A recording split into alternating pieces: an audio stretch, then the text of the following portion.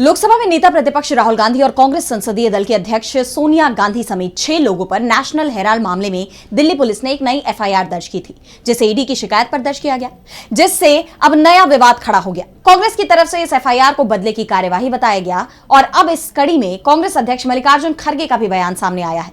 इस मुद्दे पर उन्होंने सीधे तौर पर पीएम मोदी को आड़े हाथों ले लिया। तो क्या है पूरी खबर, जानने के लिए देखिए ये रिपोर्ट। संसद सत्र शुरू होने से पहले सीपीपी चेयरपर्सन सोनिया गांधी और लोकसभा में नेता विपक्ष राहुल गांधी पर एक नई एफआईआर दर्ज की गई थी, जिस पर विवाद खड़ा हो गया। इस एफआईआर के तहत कांग्रेस नेताओं पर धोखाधड़ी में शामिल होने के आरोप लगाए गए हैं, जिसे विपक्ष ने बदले की कार्रवाई करार दिया है। इसी कड़ी में कांग्रेस अध्यक्ष मल्लिकार्जुन खड़गे का बयान भी सामने आया है। इस मामले को लेकर खड़गे ने सीधे तौर पर पीएम मोदी पर हमला बोला है, साथ ही इसे एक साजिश बताया है। सोशल मीडिया प्लेटफॉर्म एक्स पर खड़गे ने पोस्ट कर लिखा, 12 साल बाद अचानक गांधी परिवार पर कांग्रेस पार्टी को निशाना बनाने वाले पुराने मामले में एक नई एफआईआर दर्ज हो गई है, सिर्फ इसीलिए क्योंकि मोदी सरकार और ईडी के पास नए आरोपों का भंडार खत्म हो गया है। जब तथ्य कम पड़ गए तो नाटकीयता का सहारा लिया गया। चुनिंदा अभियोजन, नए सिरे से लगाए गए आरोप और विरोधियों को कटघरे में खड़ा करने की छिपी हुई एक कोशिश। हमें पूरा विश्वास है कि न्यायपालिका इस राजनीतिक प्रतिशोध और बेतुके उत्पीड़न को समझ लेगी।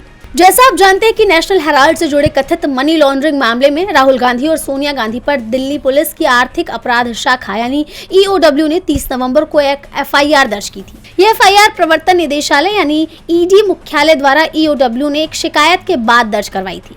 इस एफआईआर में राहुल गांधी और सोनिया गांधी के अलावा 6 अन्य नाम भी शामिल हैं।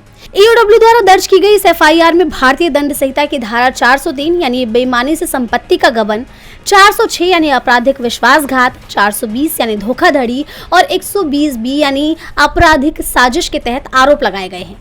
ईडी ने आरोप लगाया है कि एसोसिएटेड जनरल्स लिमिटेड की 2000 करोड़ से अधिक संपत्ति को कथित तौर पर यंग इंडिया लिमिटेड के माध्यम से महज 50 लाख में अधिग्रहित किया गया था, जिसमें गांधी परिवार की 76% हिस्सेदारी है। यह एफआईआर उस वक्त दर्ज की गई जब दिल्ली की राउज एवेन्यू कोर्ट में नेशनल हेराल्ड मनी लॉन्ड्रिंग मामले में ईडी द्वारा दायर आरोप पत्र पर संज्ञान लेने के फैसले में तीसरी बार सुनवाई को टाल दिया गया है। कांग्रेस ने इसे सोनिया और राहुल पर बदले की कार्रवाई करार दिया है और अब पार्टी अध्यक्ष मल्लिकार्जुन खड़गे ने भी इसे लेकर मोदी सरकार पर हमला बोला है और इसे राजनीतिक प्रतिशोध बताया है। साथ ही न्यायपालिका से न्याय की उम्मीद भी जताई है। डीबी लाइव की रिपोर्ट।